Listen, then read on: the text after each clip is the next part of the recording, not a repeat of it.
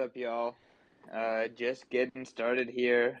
I'm not sure who's behind the Perth Heat account today. How's it going? CK, it's Steve. I've jumped on this account, and Patrick will jump on his personal account. Okay, awesome. Really excited about this chat. Steven and Patrick have prepared some interesting talking points about what they're doing with Bitcoin and what other small businesses can do. So really excited to get into all of that. Before we get started, I want to tell everyone about the Bitcoin conference, Bitcoin 2022. I'm really hopeful that I can work out a way for Steven and the folks over at Perth Heat to send us a huge batch of their incredible Bitcoin-themed baseball jerseys to be selling at the conference. But this event is going to be the ultimate Bitcoiner gathering. It's going to be a 4-day extravaganza festival conference, ultimate networking party experience for Bitcoiners. And I'm really excited to make it happen and have all the coolest Bitcoin memorabilia, signed books, amazing rare artifacts, art, and more priceless than anything is just the experiences that can happen when you bring 30,000 plus Bitcoiners together in one place to show the world how real this Bitcoin revolution is.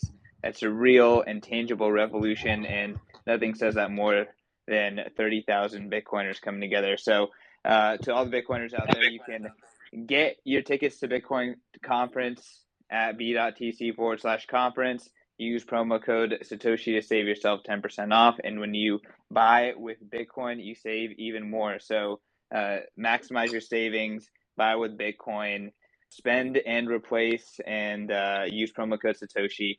Steve, I know that you're going to be at the conference. Have you been to the Bitcoin conference before? Have you ever been to a Bitcoin conference? How are things going on your end? Yeah, no, looking forward to it. So pretty exciting now. Heading over to Miami for the week of April, and also heading up to the United States in a couple of weeks as well. There's so much going on in this space for us, and ever since our announcement on November 17, becoming the first team in world sport to operate on a Bitcoin standard, it's been crazy. Just the and overwhelming the amount of support we've had from the Bitcoin community. So yeah. Importantly for us now, it's to share our experiences with fellow Bitcoiners and talk about how we made the transition as a small business to be operating on a Bitcoin standard. And yeah, we're really excited by what's in front of us, throughout the month of February, and then, heading into April as well. You mentioned the jerseys, they're pretty cool. It's going to be great seeing, people at the conference wearing the first ever Bitcoin baseball jerseys, and also the caps that we've got as well. So we've got 3 different styles of caps, and the 2 different jerseys in the white and black. So it'd be awesome to see a room filled with baseballers and or Bitcoiners in baseball jerseys. It's going to be an awesome week, and we'd like to thank and congratulate the Bitcoin magazine on the incredible job they've done in increasing the capacity of the conference and what you've been able to achieve in terms of the audience size and scale of the whole conference in just a short space of time. It's a credit to the organisation, and we're thrilled to be part of it. Awesome. I think we got Patrick. We also have Nick Campmine, who is our in-house head of news as well as Bitcoin sports enthusiast. So I think he's excited to chat with you guys as well. Steven, I guess just to frame this conversation, why don't you start talking a little bit about why Bitcoin makes sense for the Perth Heat and why you've kind of made it part of your team and business's banner to represent Bitcoin and try to advocate for it. Absolutely. Why? Because it's the way of the future. As chief executive of the baseball club, my responsibility is to improve it in every department. And when you sit there and you strategically plan, where you want your organisation to be in 1 year, 5 years, 10 years time, and what you think will improve it. For me, operating on a Bitcoin standard was the only way forward. I'm forever thankful for the opportunity that I've had with Patrick, who's on this chat with us and is the team's chief Bitcoin officer. He began the process by orange pilling me, and once those discussions started to take place, it was clear as day for me as the only way forward for us as an organisation was to adopt this as quickly as possible. Bitcoin's been around for 13 years now, and I almost thought, as a chief executive, have I failed not have I failed by not acting sooner? But there was a process we needed to go through, and obviously then there's orange pilling an entire organisation. Our company structure is that we've got a set of owners, so I needed to discuss this with them and to talk them through the advantages we would have as an organisation, how we'd continue to be at the forefront of having an advantage over our competitors on the baseball field, but also as an organisation. So it was awfully exciting from the moment we started having conversations with Patrick and going through all the benefits we would have as a baseball team, as a small business, by operating on a Bitcoin standard. And what we're doing today will be vastly different to what we do in 12 months or 24 months. Is it entirely perfect what we've got right now? No. But unless we make that move and take the first step, well, we'll never be able to get to where we'd like to be in 12 months and 24 months in 5 years' time. So, the announcement on November 17 and what we've learned and what we've been able to do over the last 10 weeks has been awesome. But the best part is there's so much more to integrate and to do. And for us, having so many people come to us and say, how did you do it? Can you please orange pill us in a certain way, is what the Bitcoin community network is all about. How can we continue to orange pill more organisations and to help them make the change of operating on a Bitcoin standard? But our efficiencies are improving every day. Our long-term future looks a lot healthier than what it did 12 weeks ago. So, there's lots happening in terms of the announcements and what we'll do as an organisation. They'll continue to evolve and we'll continue to make those announcements. But certainly the first 10 weeks has already showed us some of those benefits. That's absolutely fantastic. I mean, I could say as Bitcoin Magazine, we are a Bitcoin focused, Bitcoin denominated business, and we are absolutely on Bitcoin standard. And I've been to the company half the time I've been working for this company. We haven't been on a Bitcoin standard, and half the time we have been. And the difference within the organization, the alignment around Bitcoin, it's absolutely night and day. There's absolutely no question. And Bitcoin Magazine is 100 times, a million times better with the Bitcoin standard. And I mean, it makes a lot of sense for a Bitcoin focused media company, but to see it enter into the realm of professional sports is really exciting. Yeah, and a lot of people ask, well, what are the benefits? I'll give two examples. Are quite probably straightforward. So we have a lot of players. We've got we've got a sister relationship with the Tampa Bay Rays in Major League Baseball, and they send us out their best prospects each American winter, Australian summer to play for the organisation. A relationship which has already seen over the last 4 years 4 players who have come to Perth play Major League Baseball. So they're sending us out some very, very high quality players. But when these players land in Australia, they need to set up bank accounts so we can make payments to them. Now, here in Perth, bank branches are closing down by the day. So to find a branch for the baseball player to go in to set up his account so we can pay him in fiat becomes troublesome. Generally, what happens is they go online, they try to find a branch, they go to that branch, it's closed down, so they've wasted a couple of hours trying to find the branch. Then they come back, they eventually locate one which is open. They go in there, and the branch asks them for documents which they don't have. They then need to go back, to their hotel, to their apartments, go online, request these documents from family members back home in the United States to send over, whether it be their original birth certificate. They then go back to the branch to set up their account. It takes another 4 days for it to be approved. Once it's approved, they then provide us with the documentation so we can make payment. But if the branch is different to the branch that we're associated with, we've wasted the best part of 2 weeks with these players trying to set up a bank account so we can pay them in fiat. Now, I would much prefer these players over that 2 weeks being on the baseball field and practicing and honing their skills to become better baseball players, not to set up a bank account which they'll need to close in 4 months' time when they leave Australia. It's just not the right efficiencies.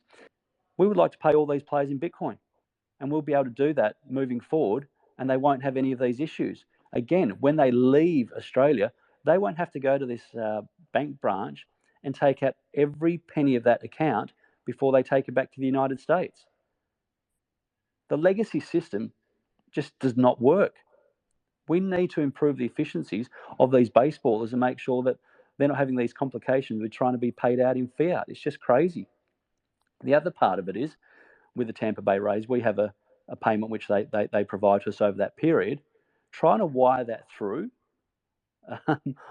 over that period can take weeks. Well, let's just streamline it. Make the payment in Bitcoin and make it instant. Now, is that improving us as an organisation? Is that improving our efficiencies? Absolutely. And they're just two very, very simple things that we can do, bang, with a click of a finger by operating on a Bitcoin standard. Suddenly, we've improved our efficiencies, we've made life better for our players, but we've also given them the position of being paid in Bitcoin and taking their earnings back to the United States or whichever port they're going to post playing for us in Australia. And there's endless examples of how that will continue to improve us as an organisation moving forward. I love both of those examples. I think that those are very, very tangible examples, especially for companies that are operating in any sort of international arena. And I can give a similar kind of example. At Bitcoin Magazine, we've worked with writers who are operating out of Africa, operating out of South America, and those writers in dollar denominated terms, come in at a much lower price than US based writers.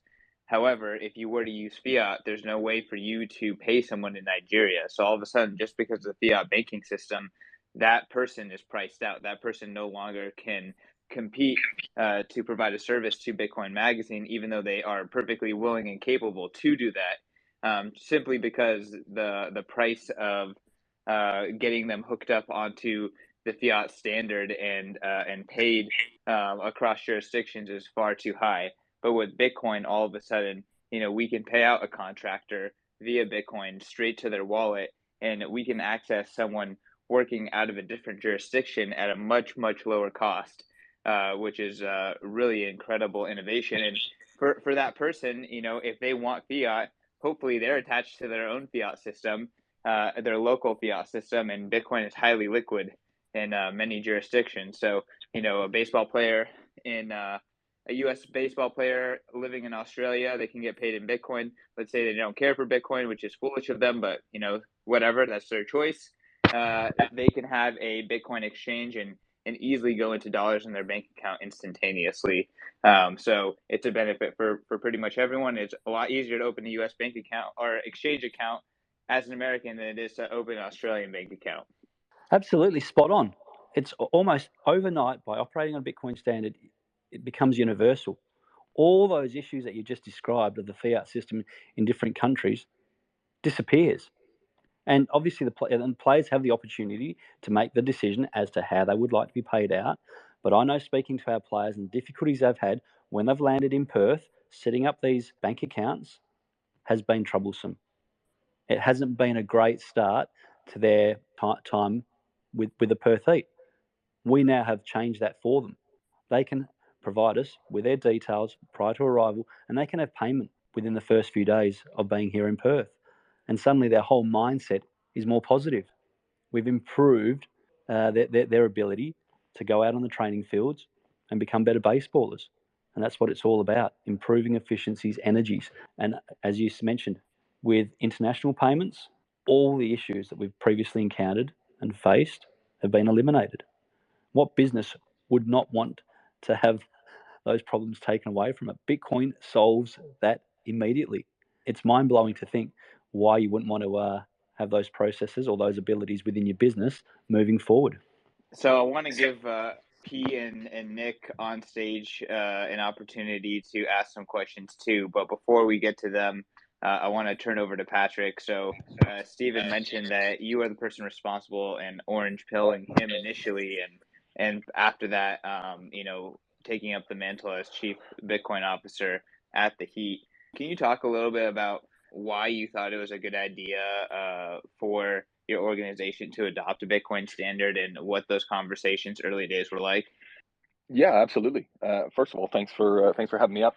I mean, basically, it came down originally to the idea that, as a Bitcoiner, I am interested in people's arguments against Bitcoin. I'm interested in people's arguments for Bitcoin. You're always trying to sharpen your skills and understanding the beliefs that you have and the beliefs that you hold and what you think will happen in the future.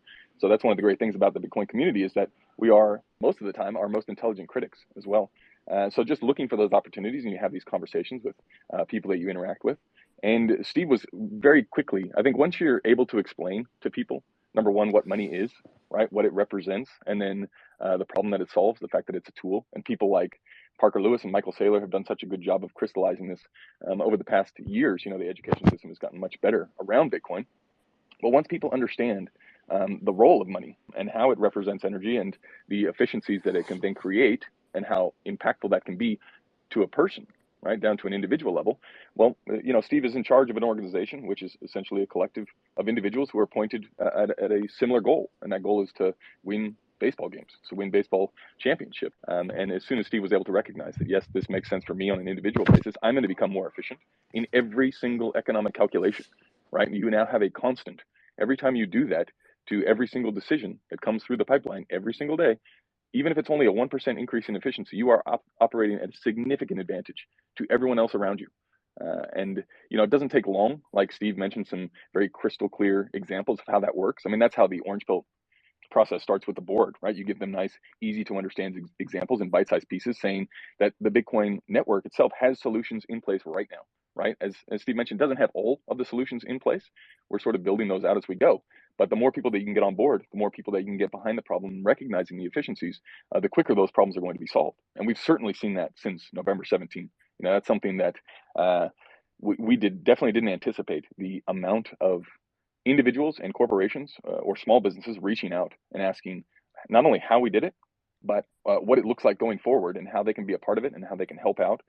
And even companies reaching out saying, listen, we have been waiting to try these solutions. We've just been waiting for a business to take the lead and to say, okay, we're going Bitcoin only. We're going all in on a Bitcoin standard, because this is stuff that we, at least in theory, well, not in theory, in practice, on an individual basis, and in some large organizations like MicroStrategy, we've seen these benefits. So now, how does that transfer over to small businesses, where maybe we don't have the exact same resources for accountants, lawyers, engineers to be able to build things? Like, how does the network solve those problems? How does it move things forward for those companies and those businesses? And so far, the response has been phenomenal, but it's really about educating people of little tiny wins and just the efficiencies that come from having a constant like Bitcoin in every single calculation, and how over time that leads to extreme efficiency advantages. And every time you have an efficiency advantage, no matter what you look at, if you're looking at information communication networks, you used to have to send a letter, and then you could send a letter by courier through Western Express or Pony Express, and then you could send the telegraph, and then you had the telephone, and then you had the mobile phone. Like, every step along the way, you were getting better and better and better at distributing information quicker, faster, more efficiently. Right now, you have to understand that that's a better system than having a cell phone is a better system than having to use Western Express or Pony Express or something like that, right? The same goes for Bitcoin, right? Every single increase in efficiency adds to extreme value on the end of things. And, the organization understood that. And then it's a process of orange pilling the players, educating, and going through. It's all happening so quickly that really the job has shifted, whereas originally sort of educating people inside of the organization and going over exactly what the nuts and bolts of this transition was going to look like, because there wasn't really a playbook for small businesses in place at the time. And then now it's about Steve and myself being on call after call after call, talking to big organizations, small businesses, discussing with people, and not only how to make this a reality, how for them on an individual organizational basis to put this in place, but also talking to companies who want to provide solutions and who are looking for problems, right? There's really obviously very talented people in the Bitcoin space who are looking to get off of the sidelines, who want to help, who want to have this go well, so that people will understand the efficiency gains and just how much better humanity will be on a Bitcoin standard. So it's an exciting time, and it's been mind blowing to see just the response from the community, and that has given us even more enthusiasm to not only get it done ourselves, but to help others along the way get it done. Yo, what is going on, plebs? We're going to take a break from our programming to tell you about the resurrection of our print magazine, starting with the El Salvador issue. Starting this fall, Bitcoin Magazine will be available on newsstands nationwide and at retail stores such as Barnes and Noble. Don't want to get off your couch though? No problem. You can also go to store.bitcoinmagazine.com. So skip the line and get each issue shipped directly to your front door with our annual subscription. I'm talking 4 issues a year that contain exclusive interviews and profiles with leading Bitcoiners, actionable insights on the state of the market, breaking news and cultural trends, along with powerful photos and artwork from the best artists in the world. Subscribe today and get 21% off using code podcast at checkout. That's PODCAST podcast at checkout. P or Nick, either one of you guys want to jump in with a question? You know, I actually jumped up because I wanted to ask sort of how, from a very specific perspective, does Bitcoin benefit the training efforts of the team? But you immediately answered that question, so I'm just enjoying the conversation. This is fantastic. No, cheers, Nick. Yeah, as I mentioned, so how does it improve their training? By raising all the issues with setting up bank accounts and needing their mindset to be in that space, so that they now arrive in Perth and they're ready to hit the training field as soon as they arrive. We've eliminated 2 weeks of issues with them or problems in setting up bank accounts requiring fiat payments. So Absolutely.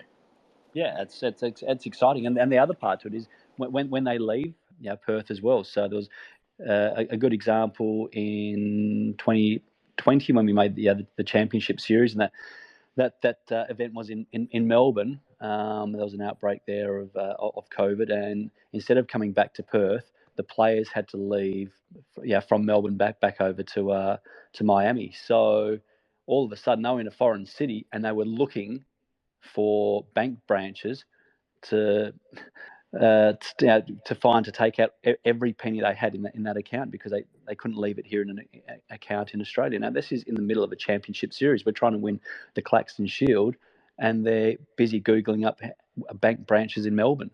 That is not the best preparation to win championships. So had they been paid in Bitcoin for the duration of that season, that wouldn't have been an issue for them. And their mindset would have been focused on the game and not trying to work out how to take their fiat out of a branch to take it back to the US. Yeah, absolutely. That totally makes sense. I think, go ahead. Oh, I was just going to say, even to build on that, like, yes, that from a very practical standpoint, that works perfectly. The Bitcoin network is designed for exactly that reason, and that's a very easy win. The other side, though, which I think will eventually play out in even significantly more gains in, again, energy efficiency within the club and for the players themselves, is that this is not like, we've seen a bunch of sports, high-profile athletes take a portion of their Bitcoin, take a portion of their salary in Bitcoin. Cash App has done a great job on that front, sort of promoting this idea. The Perth Heat is different in the sense that this is a top-down takeover, essentially, where now the default is Bitcoin. And the idea behind that is, yes, okay, we all know, at least most of the people listening to this will understand the benefits of Bitcoin on some level. They'll understand the increase in energy efficiencies on some level. But to some players, they're just not exposed to it.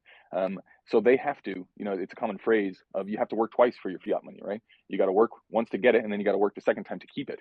And every time that you are working on that second job of keeping that fiat, which our players are involved in, right? They're young individuals who are coming into the period in their life where they were probably, as an athlete, make the majority of their gains for their entire life are grouped into those select few years where they're playing professional sports. And if you're having to look elsewhere, and spend your energy elsewhere, well, you are not becoming a better baseball player. And to society as a whole, what is your benefit? Like, why do professional sports exist in the first place? What is the reason behind them? Now, Bitcoin can actually make that reason more compelling and better, and it can serve the community better, right? Because that's what sports are designed for. They're not designed for ad breaks and generating revenue that way. They're designed to inspire. They're designed to show exactly what a low time preference mindset can achieve, right? That's what the team is there for. Hard work, determination, practice, grit, picking yourself up when you lose, getting back out there, going again and again and again. I mean, in essence, it is the pure definition of low time preference is a successful sports team. That is the whole thing. And so the less time that players are concentrating on how we can keep the money that we have earned, it makes us significantly more efficient over time, right? They can concentrate on being better baseball players, because being better baseball players inspires the community around them to go out and unlock more energy than was previously accessible before. And that's the whole point of this thing, right? That's why we're doing all of this stuff. So from a efficiency standpoint for the players themselves, this is top down. The default is, if you want to do extra work, yes, of course. CK mentioned the most liquid good in and out of Bitcoin very easily into whatever fiat that you would desire, right? But the default now is going to be Bitcoin, because we know as an organization it's going to make you stronger as an individual. And the more individuals who operate from a point of strength, the better off that we are going to be as a whole. So I think that's certainly not to be overlooked for benefits on operating on a Bitcoin standard for any organization. I love it. Let's go to Nick. Yeah, that's awesome. But I'm curious to know more about how Bitcoin gives you even, and you touched on it a lot already, but how Bitcoin even gives you an even further competitive edge on the field. I'm assuming that I watch a lot of European soccer, and I'm assuming some of the markets work pretty well, pretty similar when it comes to buying and selling players. Does Bitcoin over time, after number go up, would you guys ever use some of the funds to purchase a player that you think would bring a lot of value to the team, and how would you go about that when it comes to winning championships and stuff? Yeah, very good question. So how we're structured in terms of buying and selling players is a little bit different. So yeah, I'm very familiar with European football, and I've grown up with it myself. So what we've already seen by operating on a Bitcoin standard is the interest we've had from players in the United States and through Central America that would like to come and play for us, because they would like to be part of an organisation who is operating on a Bitcoin standard.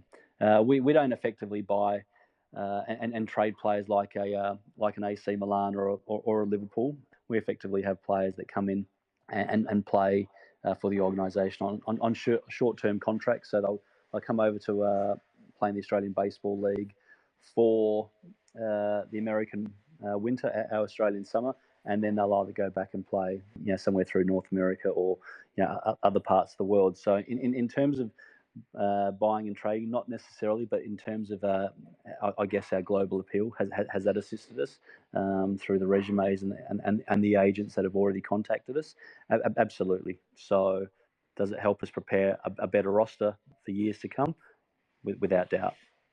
That's awesome. Steve, I want to ask you, you mentioned you have a partnership specifically with the Tampa Bay Rays, and Bitcoin could potentially solve a lot of payment issues between you and that MLB franchise. Can you talk a little bit more about how far are we from announcing that the Tampa Bay Rays are going to be accepting Bitcoin, or going to be handling international business affairs in Bitcoin, etc.? Oh no, certainly I can't make any official announcement. While I'd love to provide the conversation with an exclusive, but part of the trip to the US, we'll be visiting the organisation in Miami and discussing how we can look at opportunities in this space. The payment that we receive from Tampa, how it's wide can take weeks to come through. As an organisation, we'd love to make improvements to that. So we'll certainly be discussing with them our journey of operating on a Bitcoin standard and seeing how we could partner with them. So the MLB has already some partnerships in this space, and we feel Tampa's a forward thinking organisation. So opening those discussions and looking at how we can improve the partnership moving forward is certainly on the agenda for the trip to the US, which will cover so many things, and it's part of the exciting journey of heading over to the United States in a couple of weeks' time. Yeah, one thing I would add there is just not specifically talking about any team or sports organization, but as I mentioned earlier, we have seen, Steve and I have been on so many of these calls with different organizations, different outfits, different teams, that the beautiful thing, and it's sort of the congratulations to the Bitcoin community and the magazine, CK, people are not coming in uneducated. These conversations that individuals are having, either on podcasts or on spaces like this, they are not going unheard by traditional businesses, and even folks that had zero interest in Bitcoin as a speculative asset or something like that. They have zero interest. They're starting to see and recognize that this provides efficiencies or answers to questions or problems that they previously had, and they're coming armed with educated questions and educated, like, not just step one, what is Bitcoin? We're not really answering that question anymore. It's now, okay, we know what it is. Now, how do we harness it? How did you guys do it? How do we take it forward? How do we take it up a notch? Who are the companies that we can contact? Who are the individuals that we should be speaking to? Who can help facilitate this? Which is where, it's often a bit of a joke, the chief Bitcoin officer idea. But really, this is the next step in how do we harness the level of knowledge that is out there now and the network that is there? How do we marry up individuals who may not have the education or the background in the space or in the number of spaces that you have to have at least some exposure in to understand the breadth of Bitcoin, right? And you probably, I would say it'd be very hard to get a firm grasp on Bitcoin for anyone, just how the magnitude of things that it is going to change. But the ability to go in and educate individuals is getting easier and easier. But the response from people, from companies, like, this is not going to be, a let's see what happens in 36 months. I think behind the scenes, people will be pleasantly surprised that it is a mad scramble for companies, for organizations, for sports teams and leagues to see how can we harness the power of this. Not how can we, take advantage of some NFT craze. This is how can we use it to make us better. How can we use it to keep up? Because we can see the writing is on the wall. Like Steve mentioned, buying and selling players a little bit different than your Liverpool or your Milans will do. But in reality, if number go up technology continues to work as it has for the last however many years, 12 years, we're going to have the operating power of a New York Yankees, right? And that is not to be dismissed. That power that will come, and you just can't escape it. Pretty soon, you're on the edge of the black hole. There's no backing out. And companies are starting to recognize this, and they're starting to jump in and say, okay, well, I might as well go in on the front foot because the energy efficiencies are so great in those departments. So it's really something that these conversations continue to happen in public spaces so that people can recognize and find accessible ways into the Bitcoin community. Yeah, and with that, we should probably also point out, through the discussions that we have, and also through the works that we do with OpenNode as well. The other organisations that we know, in the background, who have already made these moves, as Patrick mentioned. So, we've had connections with teams in the NHL, and we know, OpenNode are discussing things with teams in the MLB as well. So, what you're about to see is a tsunami of sporting organisations that start making similar types of announcements. Will they be all in on a Bitcoin standard initially? Potentially not, but are they moving towards that? Absolutely. And we hope that what we're doing will continue to educate and to provide the way forward for organisations to understand how it can benefit them, and the future of sport. So, first and foremost, Nick, I feel like, Steven just dropped something we should definitely be tweeting out right there about the tsunami of sports teams jumping into the space. Steven, and Patrick, I want to turn it back to you. Y'all mentioned that you've been speaking to a lot of different businesses, a lot of different sports teams. You've been trying to introduce them to the Bitcoin standard. I want to hear what those conversations are actually like. What are some of the objections that they're bringing up today, and maybe even what were some of the objections that came up within your organization in the early stages of implementing this massive kind of change within the Perth Heat? Well, yeah, cool. Maybe I'll start off with, and then I'll get Patrick to follow behind us. I think, certainly, the structure of the organisation can make a difference as to how quickly you can make the advancements. I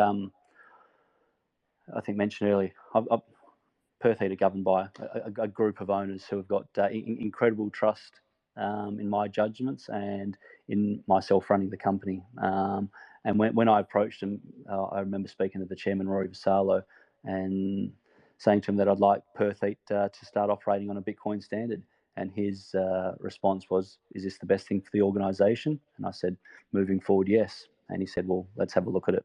To have that sort of reaction and that response from your chairman is pretty cool.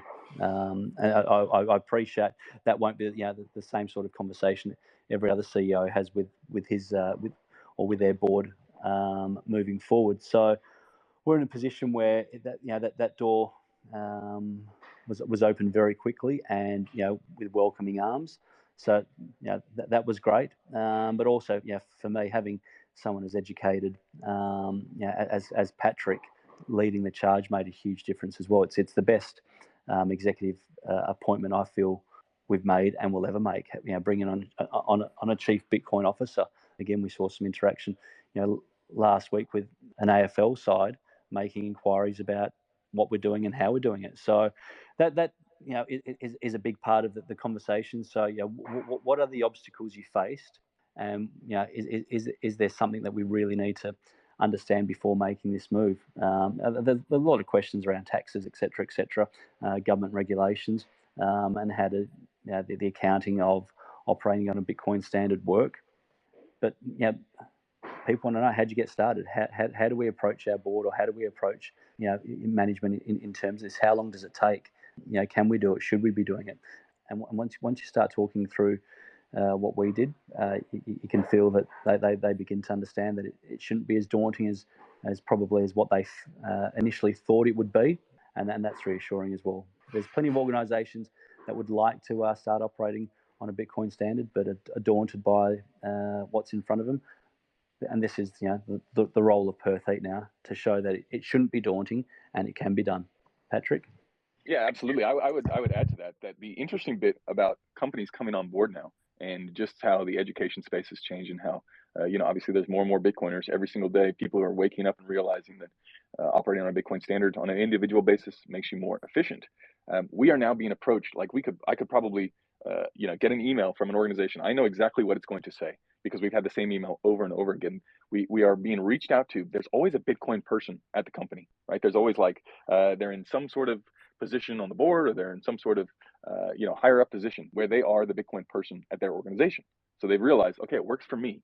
Now, how do I talk to the board, or how do I talk to the higher ups and get people on board? What are some of those easy wins that I can get? And we'll go on these calls, and we're essentially the mouthpiece for these easy efficiency wins that will just hopefully get the conversation started about this is the next step, or this is if you do have international payment problems, this is exactly how you solve it. These are the companies that you can use to do so, because it is a little bit different than an individual basis. I've got a lot of experience holding the necessary protocols for holding your own keys. What's the best way to go about running a node, doing all those things on an individual basis. It does change when it comes to small businesses, again, according to size and the structure and the way that they're laid out of, okay, well, where is the Bitcoin going to be stored? Who's going to have access to it? How are the keys going to be distributed? What are all of those implications? Those are, the nuts and bolts, which we are working our way through. And as I mentioned before, that's where we've been contacted by people who we didn't even know existed, that were solving problems that we didn't know we had until we had them, right? And this is where it comes down to one of the big things that at least that I sort of lean into, of getting people to understand what they are doing when they decide to put a portion of their corporate treasury on a Bitcoin, into Bitcoin, basically, because of the hard cap of Bitcoin. And it was in the most recent piece that I wrote for Bitcoin Magazine, which is essentially this description of what I call TASO is, just for short, because I'm saying it so much, right? It's the total accessible supply of energy. That is what the 21 million units of Bitcoin represents, right? So what that means is that's all of the accessible energy that is available to mankind inside of the network. That is the 21 million, right? It goes up, it goes down. That is the energy that is in the network. The more energy you put into the network, your portion stays the exact same size, your percentage stays the same size, but it grows bigger in total energy. So it makes sense in a Bitcoin world, if you're an organization, if you put energy into Bitcoin, you are now employing everyone that has any stake in the network, has a will or has an interest to make you succeed, right? They are out there solving problems that you didn't know that you had, because it's in their interest, because the total amount of accessible energy grows and grows and grows as it is unlocked through exchange, as people solve problems, as we take energy that was previously required for something else, and we unlock it and make it available, as that is plugged into the network. We all benefit. The entire network benefits, which is why we've seen such an amazing response from the community, as they understand this. They understand that if the Perth Heat is a Bitcoin baseball team, if we succeed, not only do we set an example for other people, but we are unlocking energy that wasn't there before, and everyone wins. So it's like the idea that just simply by owning Bitcoin, that you are employing hundreds of thousands, if not millions of people around the world to constantly be upgrading your systems is one that is really easy for traditional finance people to understand, traditional boards to understand, is that normally requires quite a bit of money. As we said, like we've had issues with our what are we going to do for point of sales? What are we going to do for taxes? What are we going to do for key storage? All of those things have been answered by people who were working on it before we even came along. And they already had the solution. So we're just leveraging that. And again, being the mouthpiece to these boards and to these individuals of this is what you can do. And every time we orange pill someone, again, the network gets bigger, it gets stronger, it gets more energy allocated to it, and everyone that is a holder in the network wins. So it's just again, one of those huge benefits that people overlook so easily. But once you see it, it becomes crystal clear that your organization goes from maybe 10 people to significantly larger, and there's answers out there for the questions that you might have. And even building on top of that, again, it's like the people that are listening to this conversation and the boards that we are talking to, it's like the future is being shaped now by the people that are participating. So all you have to do is raise your hand and say, this is the way that I would like to see it. This is what I want to do. And there are companies out there, especially at this stage, who want that feedback, who are looking for a place to put theory into practice. And it's moving quicker and quicker and quicker, and the snowball is getting larger and larger and larger, and every roll is getting longer. And it at least for the time being, looks pretty much unstoppable, that this is the direction that efficiency is going. I love the framing of efficiency, the point of, everyone who has stake in the network is allocating more energy into the network, and how the incentives are aligned is a fantastic point. As a point that Bitcoin Tina made on a series I made with him many years back, now at this point, called Bitcoin Tina on Bitcoin, which I highly recommend everyone listen to. But it's such a powerful point, and I think you're right. That is something that people who build organizations can understand, and I love your framing. I'm going to have to listen back to this convo just to kind of absorb how Patrick, you, and Steven kind of talk about Bitcoin. We have a bunch of folks on stage who asked to be speakers. I would love to have the folks who just jumped on to direct questions to Steven and Patrick. Donna, would love to give you the floor first, but I would really appreciate if we could keep things generally on topic and to address Patrick and Steven if it makes sense. Donna, you have the floor, please.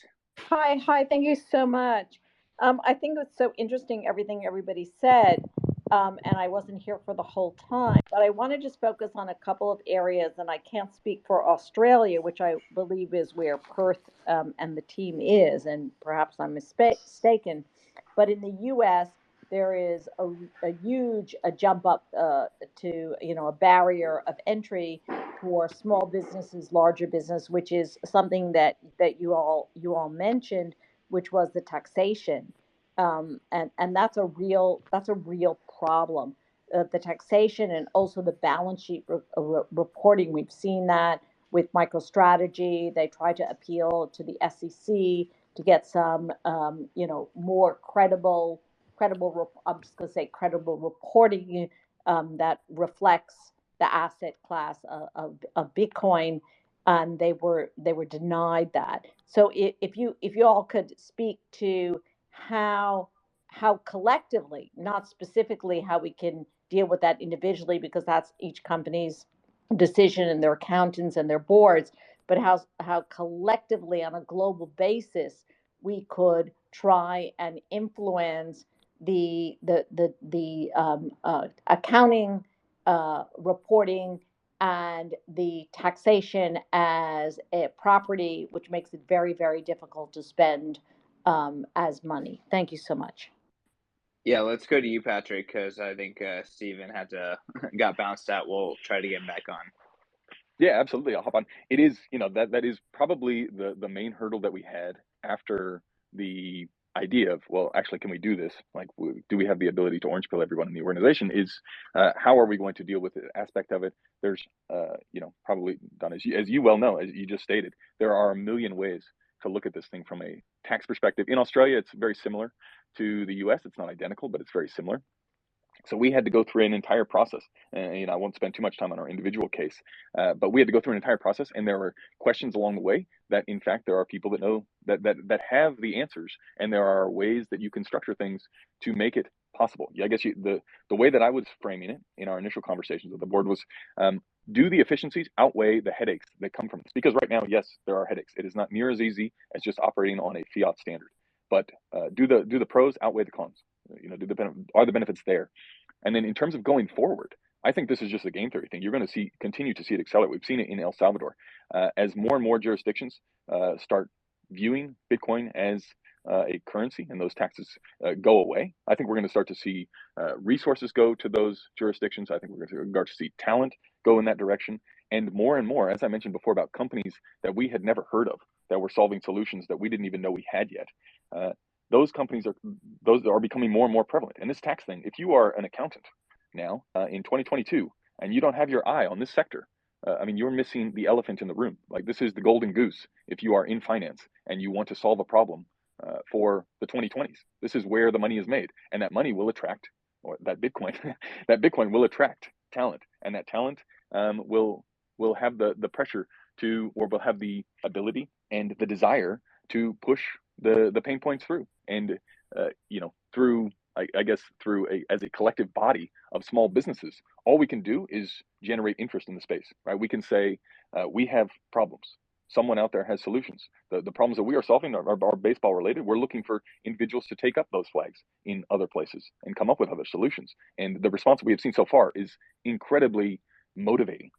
But it's motivating for us to do our job better, so that these people can do their job better, right? That's like the whole point of Bitcoin. We don't have to do that stuff. Somebody else is doing that stuff. So it's just about having these conversations. It's about, yes, identifying that there certainly is a problem, and then stumbling forward, right? It's going to be 2 steps forward, 1 step back. Every time a jurisdiction will make it legal tender, somewhere else will crack down, and you'll see resources flow, and you'll see talent flow out of those jurisdictions to the other ones.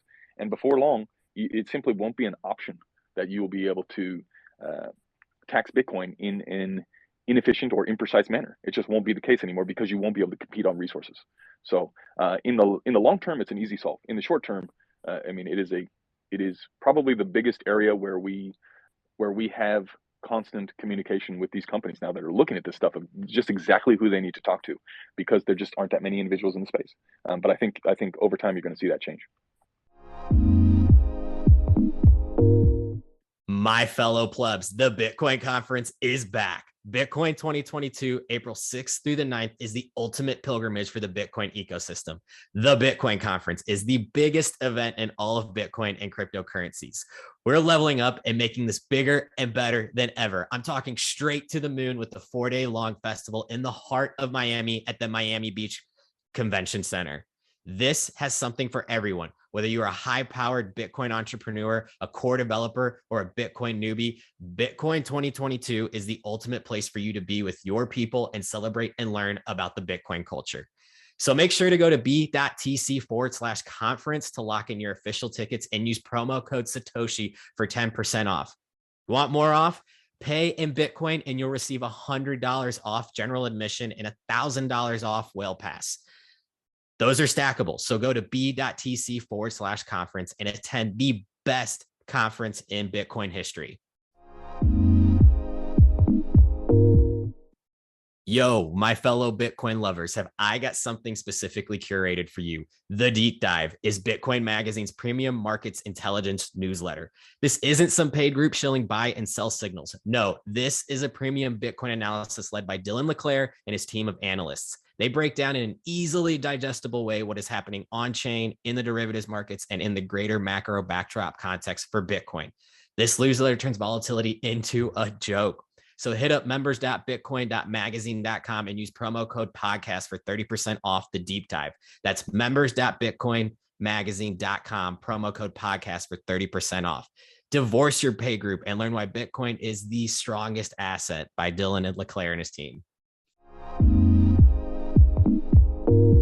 We have about 11 more minutes, so let's probably stick to just one question per. Donna, really appreciate the question, and I really appreciate your general expertise in the space. So thank you for joining these spaces and for the question. I see Tommy's raising his hand, so let's go with Tommy, and then I'm going to go with Fear and Loathing the Metaverse. So you can go second. Yeah. Thanks for having me up. It's been a great conversation. So in regards to Bitcoin for small businesses, there's a lot of clear incentives for businesses to accept Bitcoin, like just the finality of transactions, basically eliminating chargebacks, the eliminating credit card fees, things of that nature. Where I'm struggling to kind of see the benefits is on the other side with the consumers. And where does that shift, or how does that shift occur? I don't know if you guys have kind of thought about this, but there's a lot of benefits for consumers to just swipe the credit cards. So when does that change to where they want to spend Bitcoin, and obviously taxation needs to get solved first. But then after that's gone, if that's out of the picture, how does it compete with credit cards and all the ease that it makes for consumers right now? Yeah, I'll take that one again, just real briefly. I think the main thing is right now, if you're a small business, right, and you're getting into the Bitcoin space, and you want to operate on a Bitcoin standard, we are not at the stage where it's just I'm just going to go on a Bitcoin standard all by myself and not communicate with anybody and not reach out and not want to play an active role in education, right? Like the whole idea behind and the power that comes with, especially in the Perth Heat situation, where people look up to a sports organization, they come to the game. And they are used to seeing or being inspired by the team and following along. From a business point of view, we see it now as our role to educate and to make the game day experience and the online experience and the viewing experience for people watching along live, to educate them as to why it's better for individuals to operate this way. Yes, as you mentioned, we well know why it's better for businesses and individuals ourselves, but it's about educating the people so that they understand that and looking for opportunities to do that. Sports is a perfect example and an easy facility to do it. But in any situation, it's about how do we educate individuals if we know that it's better. How do we continue to spread that message, and what's the best and easiest way to do it? And eventually it'll be, I mean, if you are maybe not in the Perth Heat situation, but if you are someone that understands the efficiency gains that come from Bitcoin, there will be a point where you will only accept Bitcoin, right? And the consumer's hand will be forced, and the questions will then be asked. And as those gains grow larger and larger, and the people that do that earlier and earlier and earlier see outsized benefits, those individuals will be able to allocate energy in any direction that they see fit more and more and more.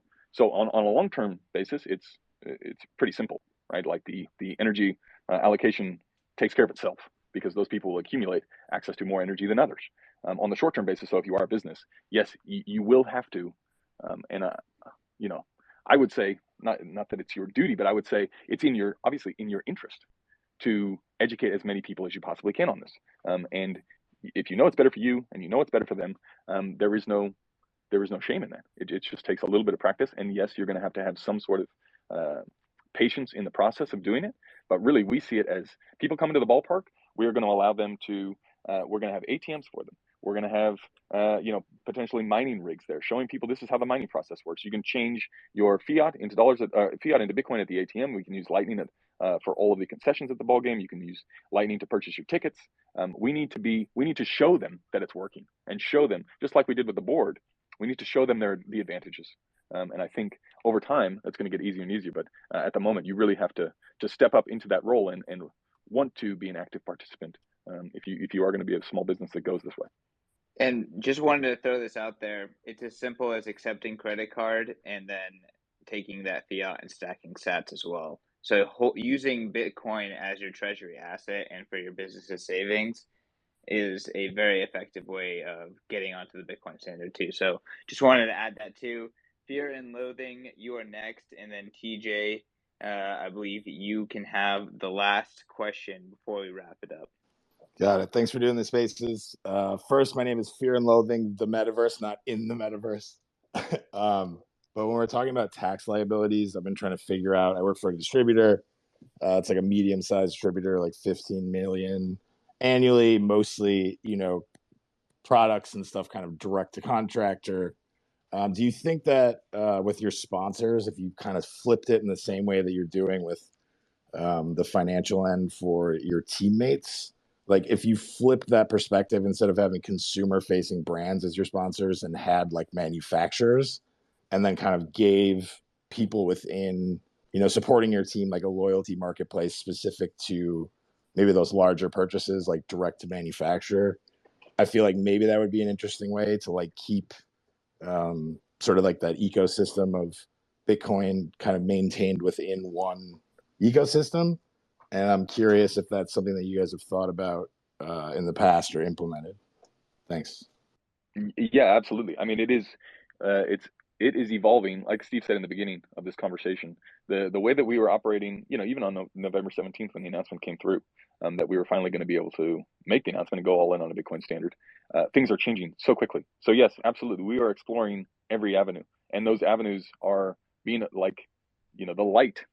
We are seeing further and further into the distance now as we have more and more of these conversations. As more and more of these doors open up, we're going to see which way is the best place to go, or which path is the best to go down for doing that thing. So yeah, the opportunities really are endless in the space, and yeah, I guess it's just about capitalizing on those things, understand, and that's where I guess I slot in the organization, is helping to navigate which way is the way forward when it comes to Bitcoin. Like, which do we? I mean, obviously, we have been approached through by a number of different entities that want to be part of what the Perth Heat are doing, that may not, whose values may not align with what we are trying to do. So we're looking for people in the Bitcoin space that understand the power of Bitcoin, and because that's who we want to recommend, because that's who we use. So it's about identifying companies that know that, and then sharing the word. But on another, I guess, tangent to that is that yes, we have a bunch of suppliers that the Perth Heat have to use and have to pay, and the interest from them is the same. Like we saw during the announcement, we thought, oh, there might be some backlash from people that don't quite understand.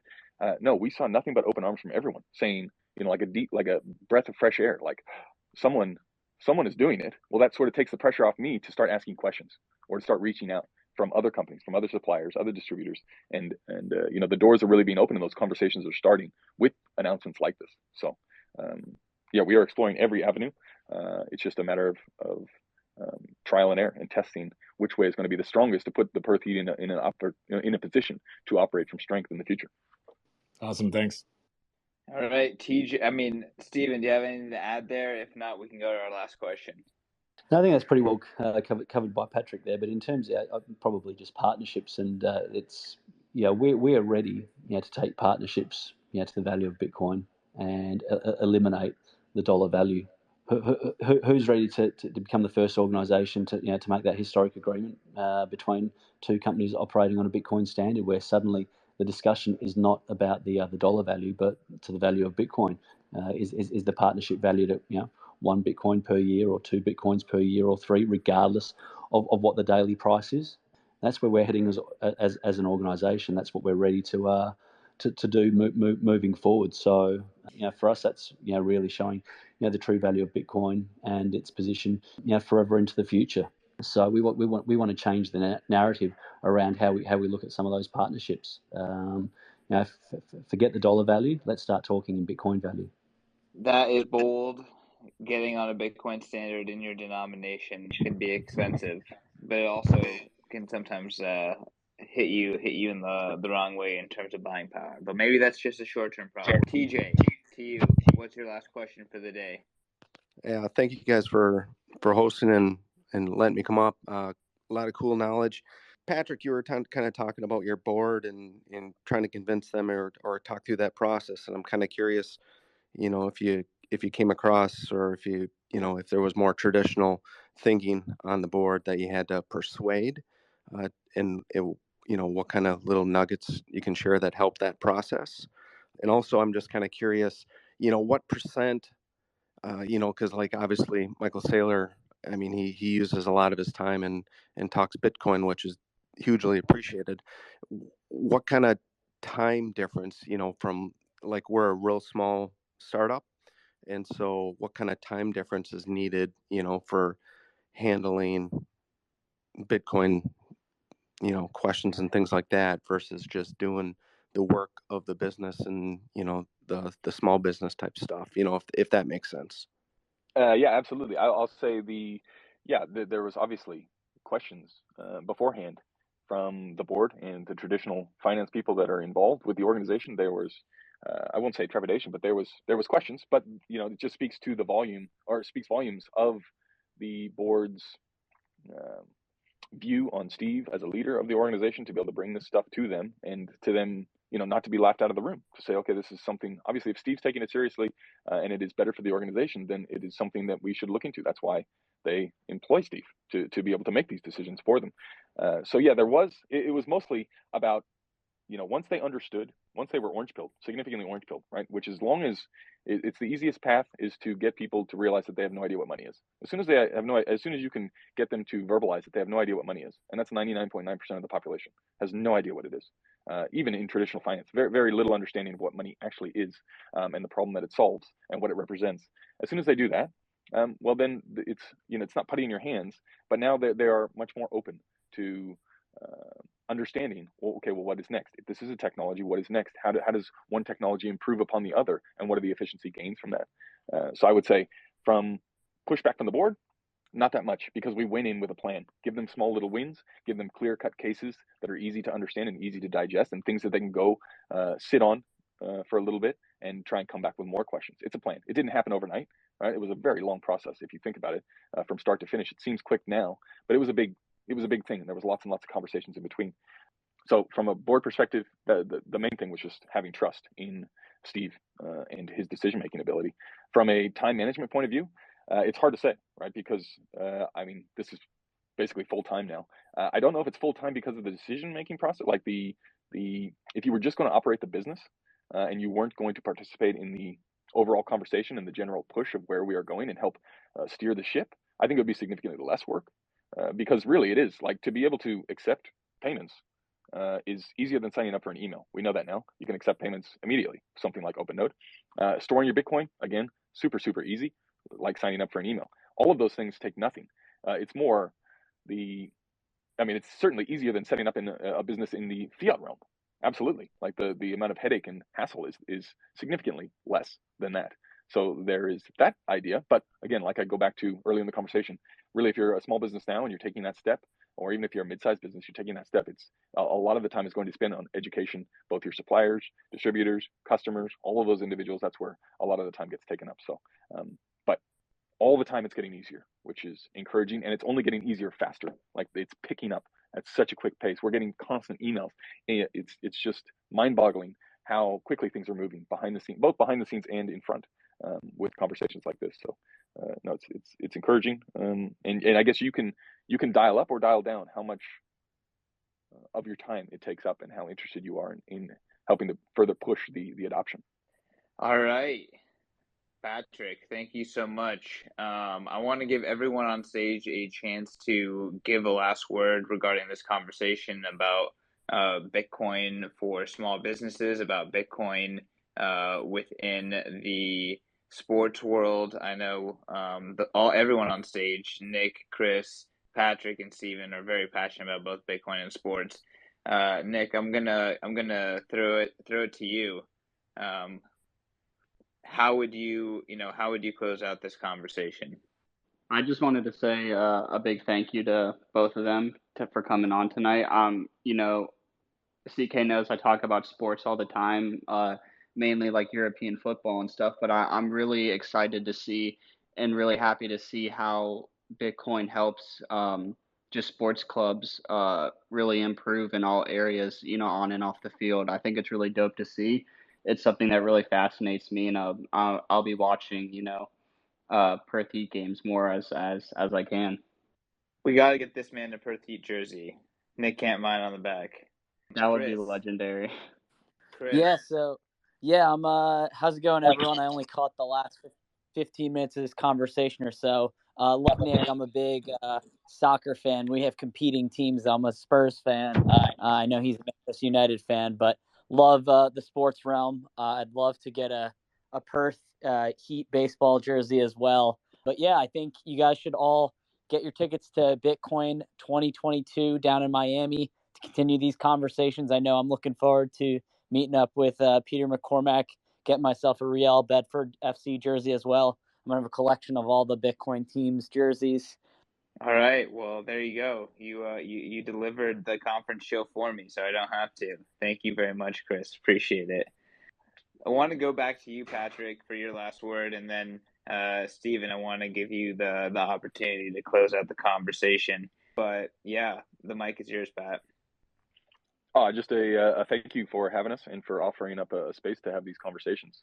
Like I said, they're happening more and more behind the scenes, and it's also something that Steve and I and the organization are looking to get out more and more. So there'll be just stay tuned for educational content that is coming up, because like I said, we're having so many of the same repeat conversations with business owners, small businesses, sports organizations, that we're going to try and make that more and more transparent and public, so that people can take advantage of it, just like conversations like this. So through the podcast that's going to be launching, that'll be where you can keep up to date with everything, sort of get the views on small business, because it's the area where I think we're going to see, just like Steve said, just a tsunami of growth in sports teams, yes, but just small business in general, and the solutions that are out there. If you've got questions, if you've got a board that you'd like us to speak to, or an individual or a boss or a loved one, we're here for that purpose, to sort of try and lead the way and be an example. And don't trust anything that we say, verify. So that's it. Many thanks, and yeah. Yeah, cheers, Patrick. No, the discussion's been so enjoyable this Australian morning, evening there in North America, and depending where you are around the world. But we've loved the opportunity to discuss this. So thanks CK and Bitcoin Magazine for putting on the opportunity to discuss what we've done so far in the last 10 weeks, and also building into the announcement on November 17. But really, this is just a start. The amount of exciting projects and announcements that we've got moving forward. We can't wait to share with the Bitcoin community. I'm personally heading over to the United States in a couple of weeks, and look forward to catching up, CK, with yourself and others. Across that fortnight, and building into the conference. So let's go. This is just a start, and we're excited as an organisation to be operating on a Bitcoin standard, and furthermore to providing that education and soundboard for other organisations who'd like to join. So Patrick mentioned the podcast. There'll be the playbook as well, and that's for us to share with everyone else to make sure that the community can grow stronger. Awesome, and I look forward to hosting you all back here for similarly themed conversations, maybe going in depth on certain topics, especially as y'all release your own playbook, and try to make this as simple for businesses to do. Of course, like you said, it is a journey and things change from jurisdiction to jurisdiction, but I can firmly say that it has gotten easier too. The fact that folks can have Bitcoin, leverage it, and take out fiat debt as easily as they can today is a massive upgrade to how it ever was. And payment processors, Lightning, all that on top of just everything that's happening with Bitcoin, it's so much easier for businesses. And this time next year, I can imagine it's 100x better. So excited to host a lot of those amazing announcements and developments and conversations at the Bitcoin conference. We are honored to be able to host them here at Bitcoin Magazine, both on our website and on these recorded conversations. So thanks to everyone who joined in. Like I said, this will be recorded, so you can go check it out over at Bitcoin Spaces Live on your podcast player. And make sure to go to the conference. Make sure to check out the Perth Heat. Make sure to check out all the resources that the folks over there at the Perth Heat are creating for Bitcoin businesses. All right, gents. Cheers.